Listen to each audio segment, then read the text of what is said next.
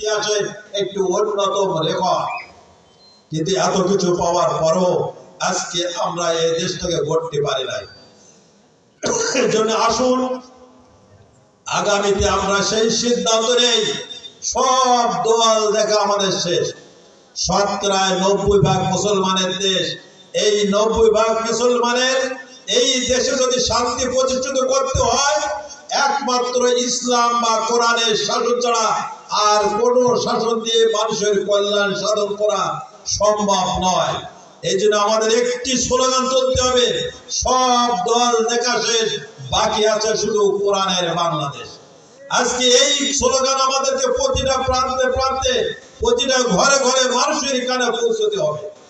যদি এইটি পৌঁছতে পারি, আগামী বাংলাদেশ হবে একটি নতুন বাংলাদেশ, যেখানে মানুষের থাকবে না কোনো অভাব অনটন, কোনো থাকবে না দুঃশাসন, কোনো থাকবে না চাঁদাবাজের স্থান, কোনো থাকবে না ফেসিবাদের স্থান, কোনো ভোট ডাকাতি হবে না, বরং নির্বিঘ্নে সবাই সবার অধিকার ভোগ করতে পারবে।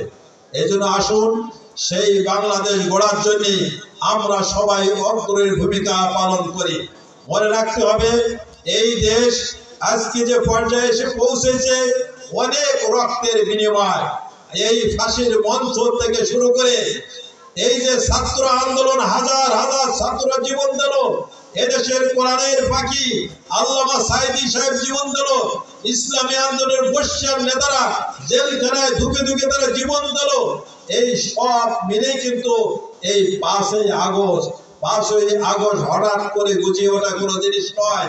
আপনাদের কাছে স্পষ্ট বলতে চাই, আজকে আমাদেরকে মনে রাখতে হবে, এদেশের আল্লামা দেলোয়ার হোসেন সাঈদী সাহেব যেদিন পরিকল্পিতভাবে তাকে শহীদ করা হয়, জেলখানা হত্যা করা হয়, সেদিন এদেশের ইসলাম প্রিয় ছাত্ররা সিদ্ধান্ত নিয়েছিল যে এই 14ই আগস্ট 2024 পালন হবে, হয় আমাদের শাহাদাত, আর না হলে ফেসিবাদের পতন, দ্বিতীয় কোনো রাস্তা নাই। সেই আন্দোলনের ফসল হচ্ছে এই জুলাই আন্দোলনের 5ই আগস্ট। এটা মনে রাখতে হবে। এই আন্দোলন সূত্রপাত ওই ফাঁসির মঞ্চ থেকে শুরু হয়, আর সর্বশেষ সিদ্ধান্ত আসে সাঈদী সাহেবের মৃত্যুর পরে। এই জন্য এই যে হাজার হাজার ছাত্র জীবন দিয়েছে, এই দেশে শহীদ রক্ত রঞ্জিত এই দেশ আর কোন দুর্নীতিবাদ, চাঁদাবাজি, ফেসিবাদী এই জাতীয় কোন সরকারের হাতে আর ছেড়ে দেওয়া যাবে না। এই শপথ আমাদেরকে নিতে হবে। মনে রাখতে হবে এটা আমাদের কাছে বড় আমানত। যারা জীবন দিয়েছে তারা কিন্তু বাক স্বাধীনতা পায়নি, কিন্তু আমরা সেই বাক স্বাধীনতা পেয়েছি। তারা কোনো সুযোগ সুবিধা পায়নি, তারা শহীদ হয়েছে, তারা আল্লাহর কাছে চলে গিয়েছে, কিন্তু তারা জীবনের বিনিময়ে আমাদের একটি সুন্দর পরিবেশ করে দিয়ে গেলেন। এর জবাবদিহি কিন্তু আল্লাহর কাছে আপনাকে আমাকে দিতে হবে, এই দেশবাসীকে বুঝতে হবে।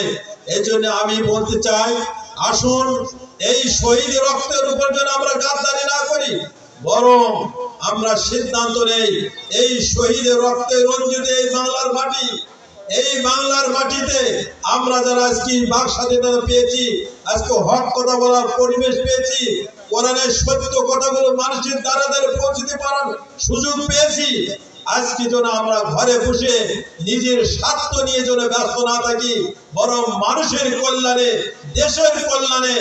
আমার সন্তানরা যেমন জীবন দিয়েছে, আপনি আমি সেই শপথ নেই, আমরা সেই রক্তের উপর দাঁড়িয়ে আমাদের সন্তানরা যে পথ দেখিয়ে গিয়েছে, আমরা সেই পথ ধরে সামনে এগিয়ে নিয়ে যাই।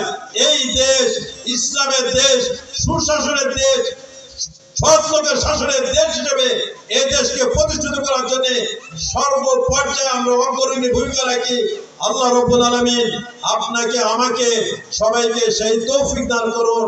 আমিন। আসসালামু আলাইকুম ওয়া রাহমাতুল্লাহি ওয়া বারাকাতুহু।